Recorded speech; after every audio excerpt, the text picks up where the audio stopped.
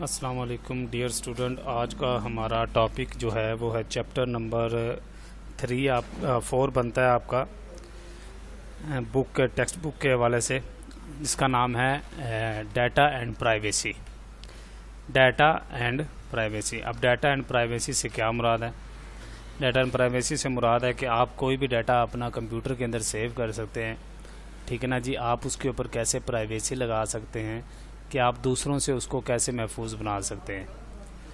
تو بیسیکلی آج کا ہمارا جو ٹاپک ہے وہ اسی چیپٹر سے متعلق ہے، ڈیٹا اینڈ پرائیویسی سے.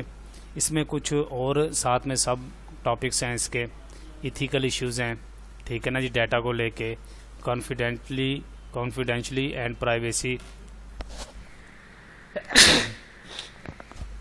اس کے ساتھ piracy, fraud and miss use, patent, اور اسی طریقے سے پھر ہمارے آگے ٹاپک ہیں. آج کا خیر جو ہمارے ٹاپک ہیں ہم ان سے سٹارٹ کرتے ہیں. سب سے پہلے جی ethical issue related to security.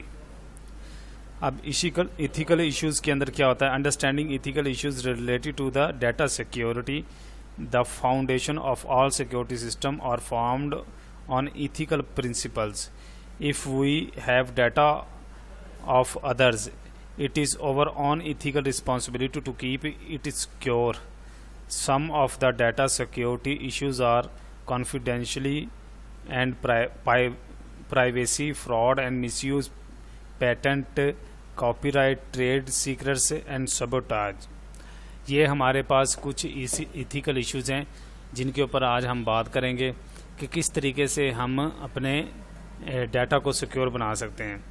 Ethical سے مراد یہ ہے کہ فرض کیا آپ کے پاس آپ کوئی نیٹ ورک چلا رہے ہیں، آپ کے پاس کسی بھی قسم کے اسٹوڈنٹس کا یا کچھ لوگوں کا ڈیٹا موجود ہے. اب یہ ایتھیکل رائٹس ہے ان کا کہ وہ اپنے ڈیٹا کو سیکیور کریں آپ کی طرف سے، آپ کے اینڈ سے، کہ آپ یہ دیکھیں کہ آپ کے پاس جو ڈیٹا ہے وہ کسی اور کے ہاتھ نہ لگے. جیسے ہم لیٹس سی ایگزامپل لیتے ہیں، ہمارے پاس بہت سے بچوں کا ڈیٹا ہوتا ہے، ایون کہ ہمارے پاس ان کے گھروں کے فون نمبرز بھی ہوتے ہیں، ان کے ایڈریسز بھی ہوتے ہیں. اب یہ ہمارا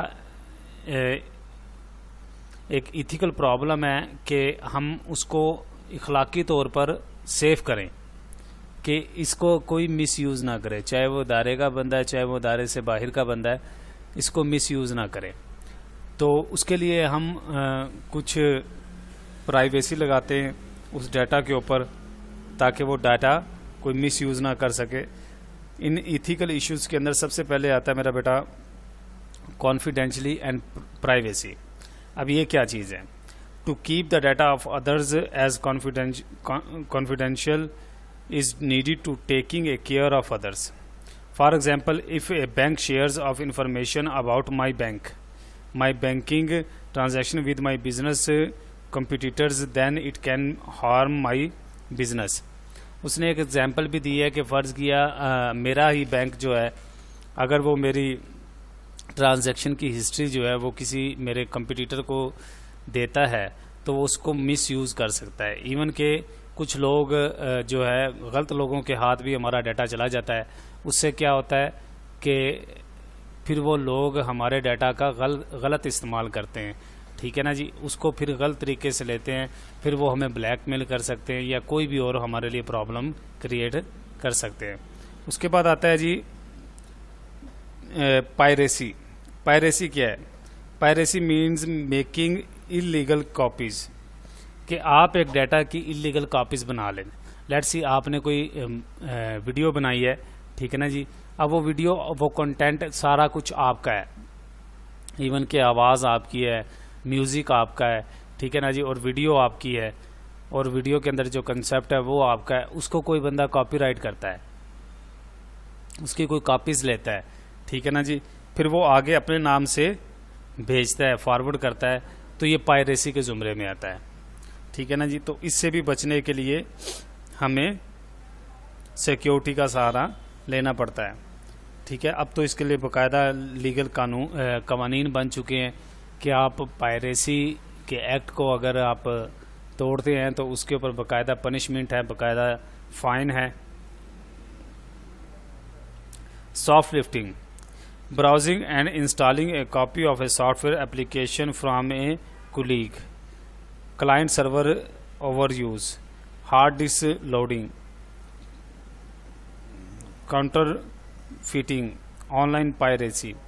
یہ سارے کے سارے اس کے اندر چیزیں شامل ہیں جو ساری پائریسی کے زمرے میں آتی ہیں. اس کے بعد آتا ہے fraud and miss use. Using computer over the internet some unauthorized activities can take place. Some of the include theft of money, electronic means, theft of services and theft of valuable data. Sometimes we receive an email asking to click on a link to change our password etc. کہ مثال کے طور پر fraud کے اندر کیا چیزیں آتی ہیں کہ آپ کا کوئی ڈیٹا چوری کر سکتا ہے, پھر آپ کے ساتھ کسی اور قسم کا فراڈ کیا جا سکتا ہے, آپ کا پاسورڈ وغیرہ ہیک کیا جا سکتا ہے, یا پھر آپ کی کوئی ٹرانزیکشن ہے اس کو ہیک کیا جا سکتا ہے. تو اس قسم سے فراڈ جنم لیتے ہیں اگر ہم اپنے ڈیٹا کو سیکیور نہیں کرتے. اس کے بعد آتا ہے جی پیٹنٹ. اب پیٹنٹ کیا چیز ہے جی؟ پیٹنٹ میں میرا بیٹا patent is a way of the protect an idea. If you are doing research in some field and you have an idea, then you must get patent of that idea. Let's see, آپ نے کسی چیز کے اوپر research کیا ہے, آپ کے آئیڈیاز ہیں, آپ کی آئیڈیالوجی کو کوئی بندہ چوری کرنے کی کوشش کرتا ہے یا پھر اس کا غلط استعمال کرتا ہے یا پھر اس کو اپنے ریسرچ کے طور پر ظاہر کرتا ہے, تو اس قسم کی جو ایتھیکل ایشوز ہیں وہ پیٹنٹ کہلاتے ہیں. اب ان پیٹنٹ سے کیسے بچا جا سکتا ہے, اس کے لیے بھی سیکیورٹی لازمی ہے, ٹھیک ہے نا. ان سب کا ذکر ہم آگے کریں گے. آج کے لیے میرا بیٹا اتنا ہی بہت ہے کہ ایتھیکل ایشوز کیا ہوتے ہیں. باقی ایک دو اور ایتھیکل ایشوز ہے وہ ہم کل والے لیکچر میں انشاءاللہ سٹارٹ کریں گے.